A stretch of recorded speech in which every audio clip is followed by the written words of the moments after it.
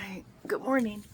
This is I'm a day behind because yesterday I didn't get to do the daily spark. So we'll be doing two today. So today's actually Monday, but this should have been on Sunday, March 1st, day 60. And we are now in the March packet of questions. I should have used different colors for each month. Man, missed opportunity. Where do I mistake reaction for preference? Where do I mistake reaction for preference? Reaction for preference. It makes me think like, is it saying like which reactions make me think, oh yeah, that's how I prefer to react? That's like my go-to because I prefer it. Again, where do I mistake those? Reaction for preference. This is tricky because reactions, I'm trying that's to lessen my reactiveness is like what I've been working on this whole time, like to recognize when I'm reacting versus responding from a place of presence. That's why I think of like reacting versus responding could be like two different ways to think about it. Oh my God, I'm so poofy. We have been eating like more than usual and going out to places instead of cooking. And like last night we went to this Italian place and I never really eat Italian food and I just feel like so bloated. I could have made healthier choices though. Oh, but that bread was so good. Oh my God. So what happened was we ate our little complimentary bread. It was delicious. There's like a little sea salt on top. Man, it was so good. And then the waiter comes by and he's like, would you like more bread? And I was like, no, we were both like, no, thank you. Like with like kind of joking, like we love it so much, but no. And then I was like, no, but I mean, yes, but no. And he actually brought more bread. I thought I was clear in my jokingness, but nope. So guess what? We ate the second round. Didn't need to do that. Oh, sorry. Maybe that was just me wasting time to like give myself a chance to think. Where do I mistake reaction for preference? I suppose like anytime I'm reacting, I'm not aware of it because I've been trying to become more aware of reacting. So if I'm not aware of it, I would assume that's my preference. That's like my go-to. So I'm trying to think where I'm still reactionary. I know where I'm reactionary, but it's not a preference, and it happens all the time because I have hot flashes and in my body it feels like don't touch me.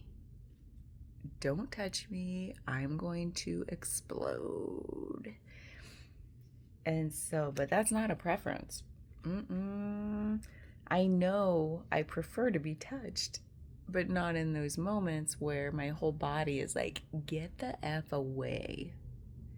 Like, I even want to get away from myself. It's not just about other people. I'm just like, I can't be in this body right now. Like, that's how bad they are. And so, that feels like a reaction. And so I've worked on it over the years. I've been having them for like 13 years now. So I've had plenty of opportunity to work on it. And it's like, just breathe through it. Make sure I'm not like directing it at any one person. Sorry, Matt, like husband. He's usually the one that's like, because he's all, it's so funny. It's like either I'm always having hot flashes or he's always coming in for a hug. Like he's amazing. So like I sense him coming closer and I know one is brewing or I'm in the middle of one. I'm just like, don't touch me. Like I love you so much, but don't touch me. So that's the only thing I can think of right now that's like a reaction, but it's definitely not a preference. Like I'd prefer to not have these things. And I'd prefer to still be touched. But in that moment, I'm like, oh, hell no. No one's touching those. Because it feels like, yeah, like inescapable. Which, I do want to say, like, usually my reactions I've noticed are like, there's this subcategory of trauma that we deal with, and we're actually dealing with it in this module that I'm training for. Like, I'm on day 4 of training, so we've been working with this. Yesterday was the big day, so it's probably why it's in my mind, this like subcategory of trauma called inescapable attack. And it doesn't just mean from a human, it could be an animal, it could actually be an inanimate object, like something gets hurled at you and you can't get out of the way, and then we'll talk about motor vehicle accidents and VAs like another time. But yesterday we started the topic of inescapable attack. We worked on it before, but like, this was focused work. And to me, that's like a huge part of my childhood trauma. It's like the main trauma. Like when like either you're restrained or you're witnessing violence or anything where you can't get away from the stimuli, from the situation.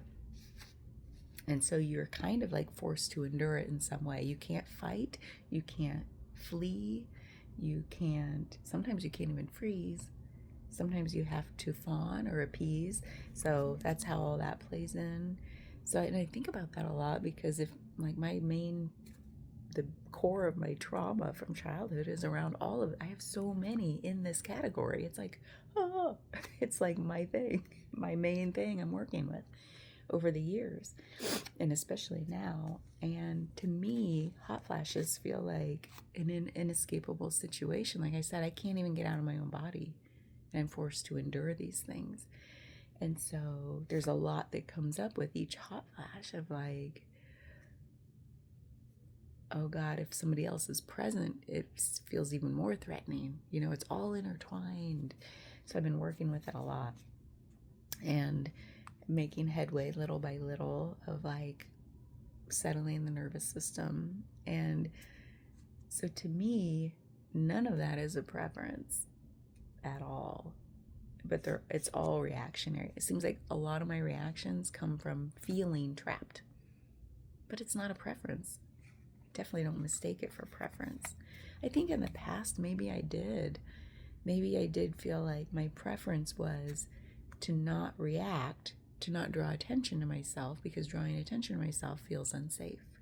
So to me, but those weren't the thoughts at the time. I didn't have that awareness. So it's like, maybe it did feel like a preference. Like, no, I prefer to not react strongly. I prefer to be peaceful. I prefer to like be subdued, like that was probably what I mistook for a preference of my personality. Just like, that's who I am. I'm just a peaceful little bunny. Well, things have changed, and I have the ability to assert myself and recognize reactions and choose to do something differently with them. So I choose to respond differently versus just react or suppress a reaction or suppress something, So that's where my head goes with this one. What about you? I feel like I'm still dancing around this because I don't really have a good today example of like how I mistake reaction for preference. And it might just be because what's happening today is not yet in my hindsight. It is still something maybe I'm not entirely aware of. Yeah. Bye.